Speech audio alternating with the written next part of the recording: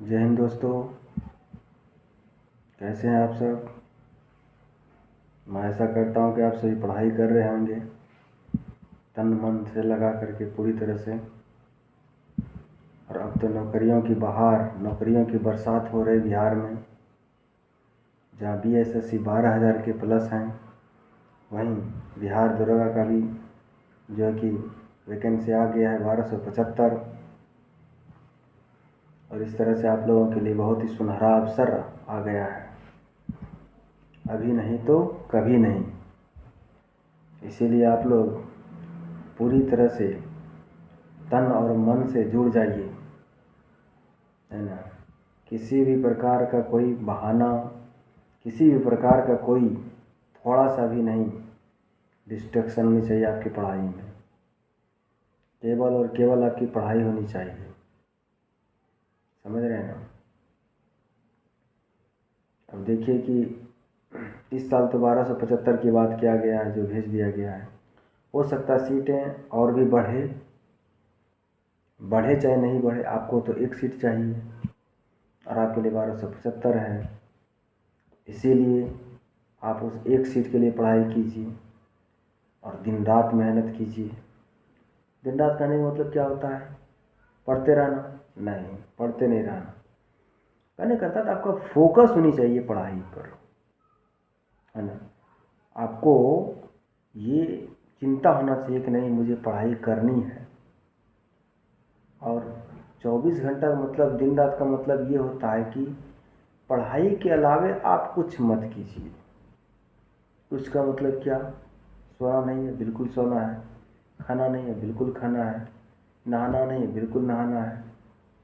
करना है, सब चीज़ करना है। लेकिन जैसे कि होता क्या है ना, कि आप दूसरे कामों में व्यस्त हो जाते हैं। फलना कॉल किया तो चल दिए, फलना जगह बुलाया तो चल दिए। ये चीज़ नहीं होना चाहिए आपका।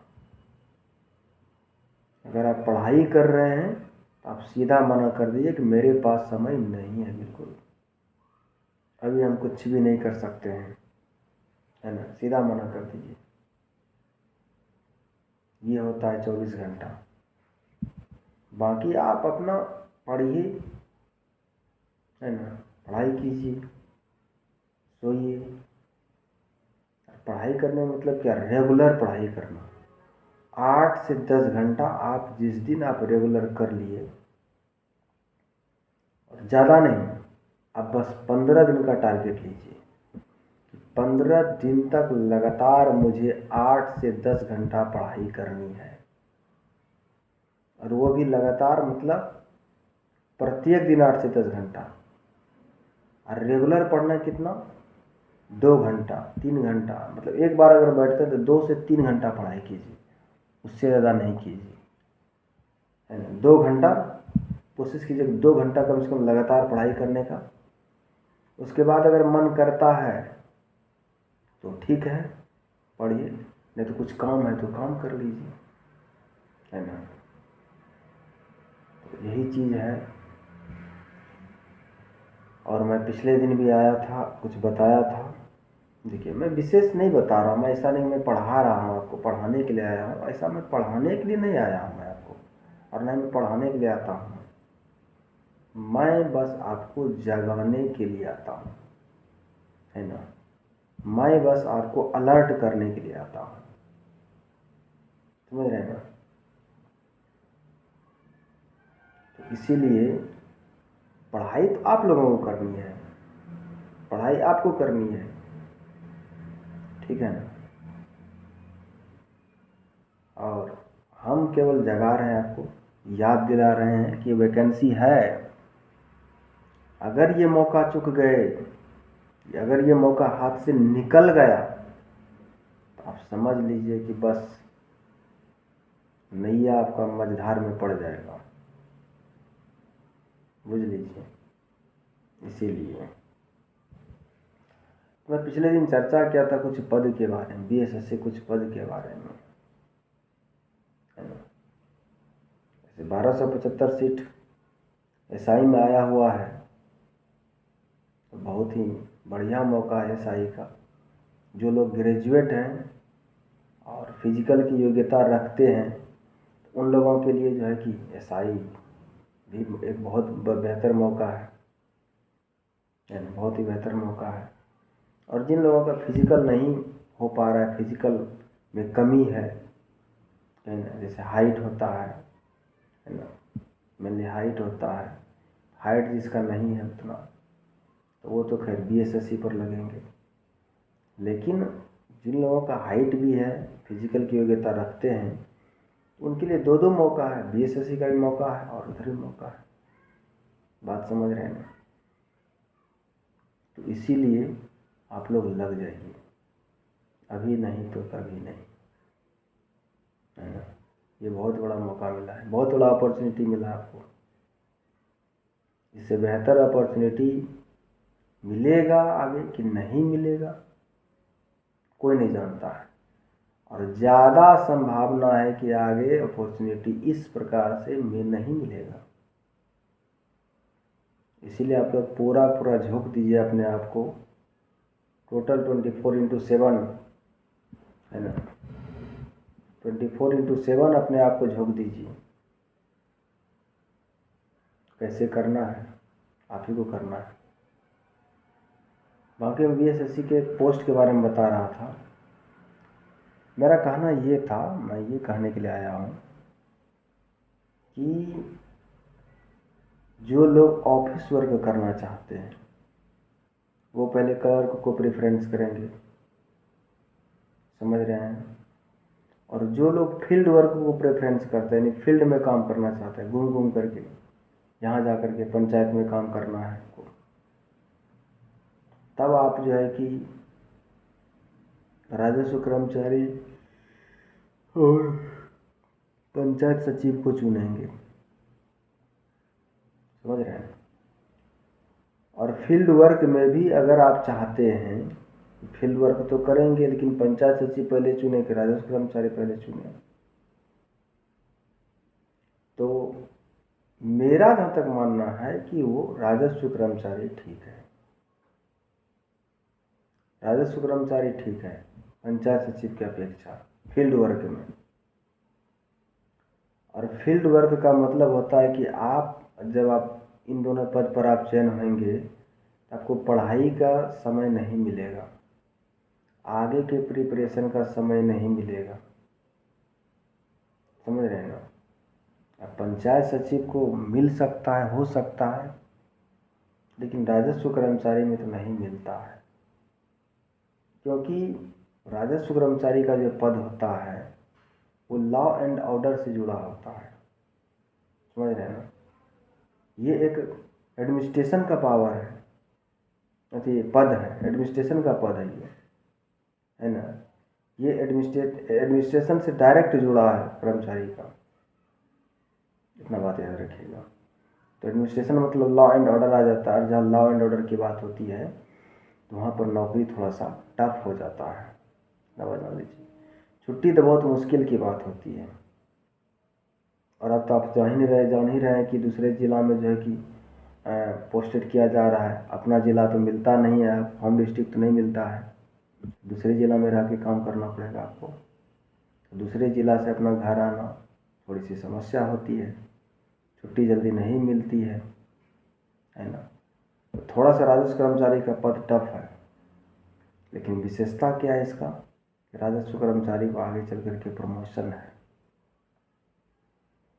राजस्व कर्मचारी को डायरेक्ट राजस्व अधिकारी बना दिया जाता है और बना दिया जाएगा प्रमोशन के थ्रू 10%, मतलब 10 साल के बाद। कोई एग्ज़ाम होगा, थोड़ा बहुत छोटा मोटा एग्ज़ाम होगा, और एग्ज़ाम के बाद आपको राजस्व अधिकारी बना दिया जाएगा,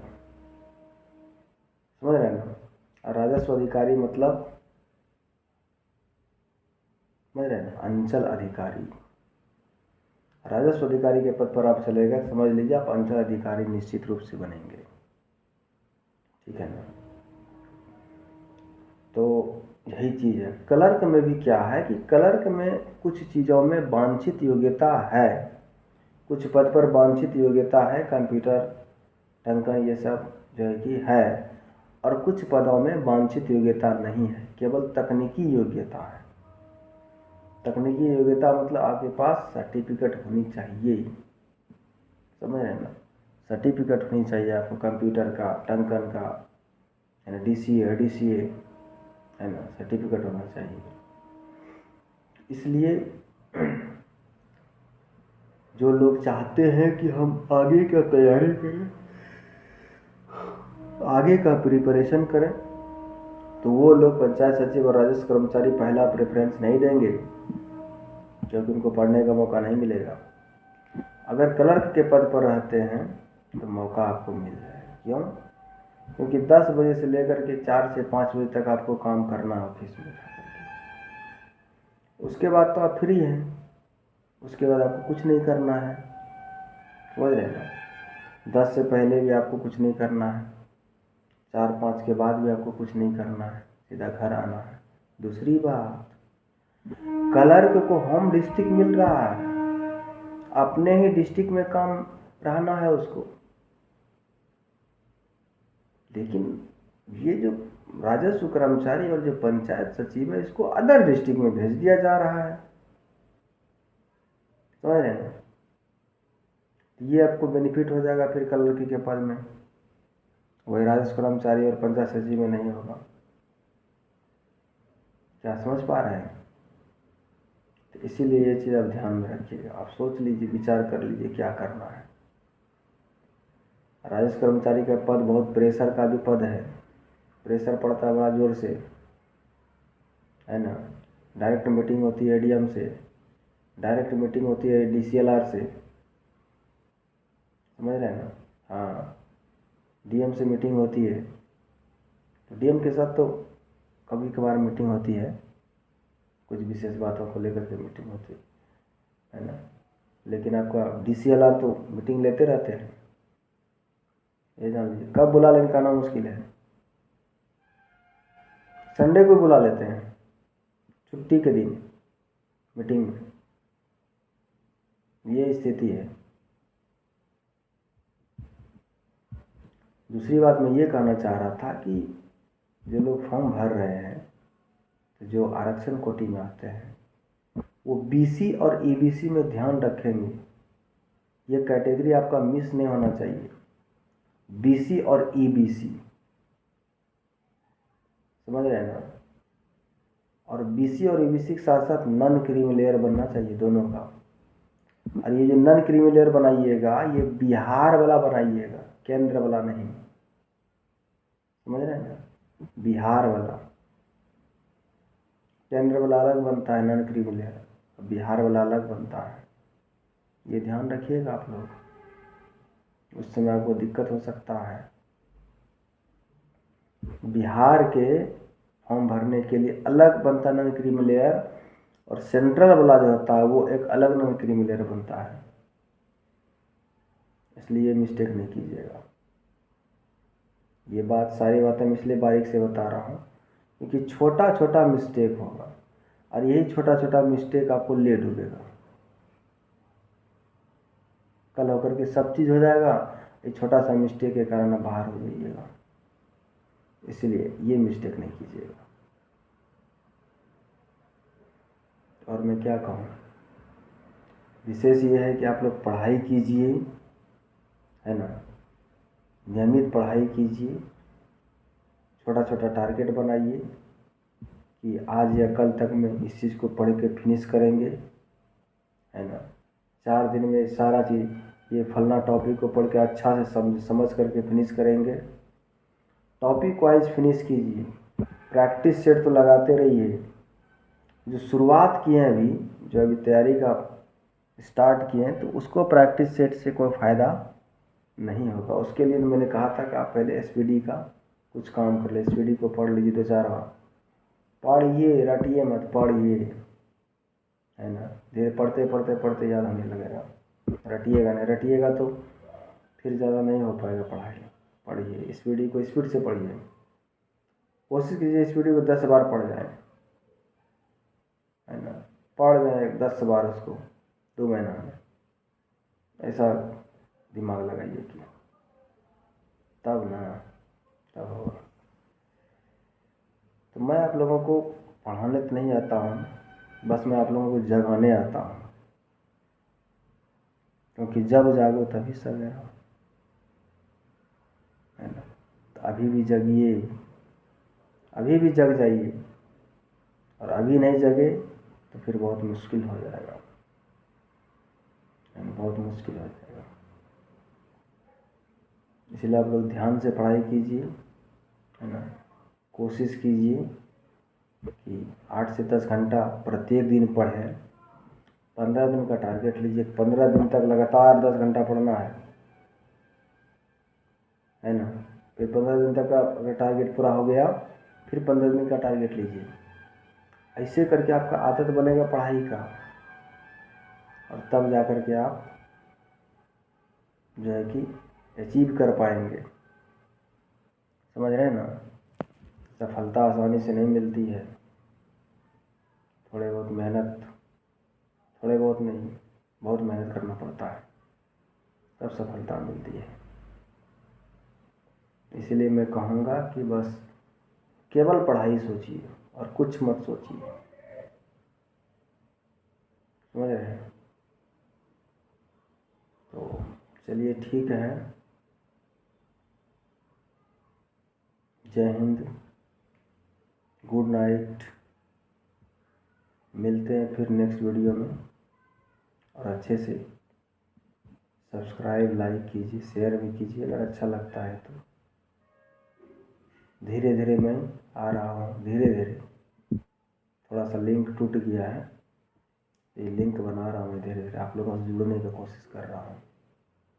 फिर मैं कुछ पढ़ाने के लिए आऊँगा, उसका मैं व्यवस्था कर रहा हूँ, फिर मैं पढ़ाने का भी व्यवस्था मैं कर रहा हूँ, है ना। इसके बाद मैं बताता हूँ आपको।